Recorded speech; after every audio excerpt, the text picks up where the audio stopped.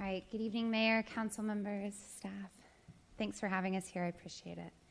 So it is now past time to adopt the proposed regulations and laws as edited by the Cannabis Commission and as proposed by the Planning Department. According to the mayor's own written remarks on January 30th, quote, Berkeley voted overwhelmingly for Prop 64 with 85% approving the measure, end quote. Berkeley voters stood overwhelmingly with California voters in making recreational cannabis available to citizens 21 years or older. Continuing to prolong and delay the legal framework enacting the will of the people is anti-democratic. We cannot allow a small number of detractors to prevent the voters from their mandate. Elected officials, commission members, and city bureaucrats have spent countless hours discussing and addressing public health concerns regarding Proposition 64. For example, advertising must be factually correct, and it shall not, according to the state rules, quote, create a misleading impression as to the effects on health of cannabis consumption, end quote. The state has further added language that requires manufacturers to state on product labels that cannabis does impair driving, no one should operate a vehicle while under the influence, and that pregnant women or women who are breastfeeding should not use cannabis. The proposed Berkeley Municipal Code states that no billboards advertising cannabis or cannabis products would be allowed within the Berkeley city limits. The Cannabis Commission agrees with the Planning Department. This is a prudent and effective way to limit the introduction of cannabis to youth through advertising.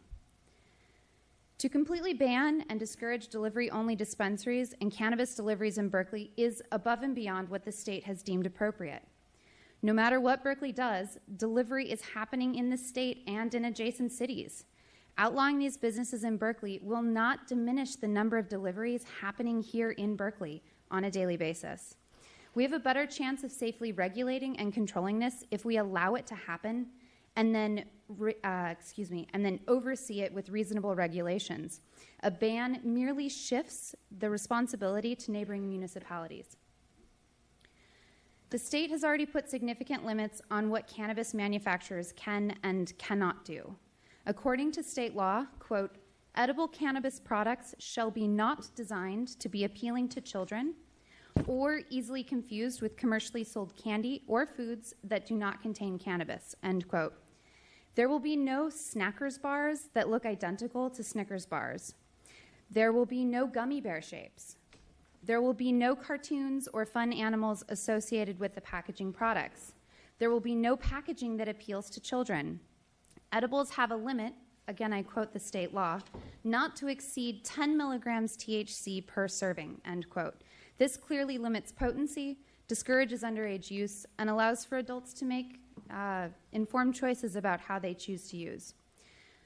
We are not the first municipality to legalize cannabis, although we are the first municipality to declare itself as a cannabis sanctuary city for recreational use.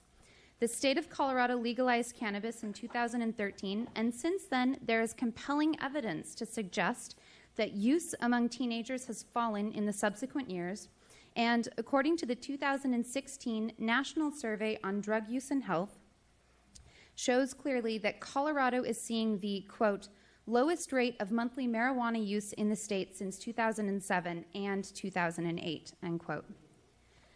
Concerns have been raised surrounding the use of cannabis by minors. These are important concerns, but the opponents of enacting state legislation have failed to identify the process by which minors obtain illicit cannabis.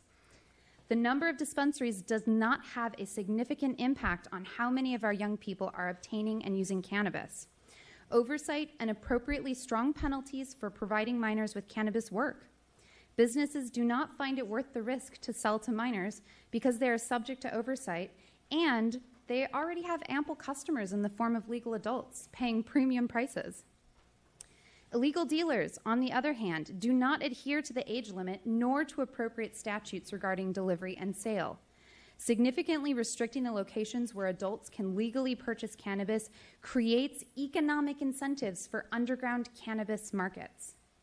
Most customers of a legal age prefer to shop at a licensed dispensary because they are more transparent about the products being sold. Cannabis in state licensed dispensaries is rigorously tested.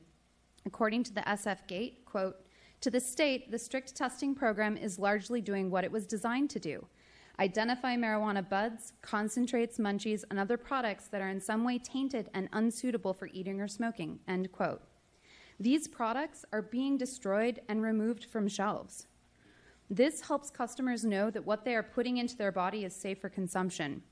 When adults cannot reasonably access cannabis legally, illegal actors fill that vacuum, and these are the people selling cannabis to youth. There have been serious and important concerns raised about the effects of cannabis use on young people. I don't want to imply otherwise. Cannabis has serious and dangerous impacts on developing brains, and it is absolutely an important public health concern. However, cannabis detractors are laser focused on an issue that will not move the needle on rates of adolescent use. Even worse, their continued stall tactics are effectively prolonging prohibition. The politics of prohibition and the war on drugs have been tested over many years, and there is no compelling evidence that that has worked to reduce rates of consumption. Nor is there evidence that young people in Berkeley are getting their cannabis from state-licensed dispensaries.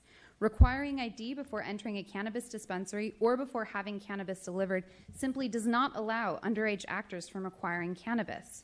In fact, there's strong evidence, according to The Guardian, that, quote, seniors are the fastest growing group of marijuana users in the U.S., end quote. By limiting delivery-only dispensaries, you are creating a direct negative impact on the groups of people who are mobility limited and most likely to need delivery to their homes. In 2019, the state is getting ready to dispense portions of the 15% excise tax levied against cannabis products. This is an excellent opportunity for Berkeley, and we should be spending this money enforcing the laws prohibiting the sale and distribution of cannabis to minors, cracking down on illegal cannabis sellers, and on deploying science-based educational programs that equip our young people to think critically and make intelligent decisions about cannabis. The City Council has delayed enough. It's time to adopt the proposed rules and regulations put forward by the Cannabis Commission and the Planning Department. Thank you very much. Thank you. So.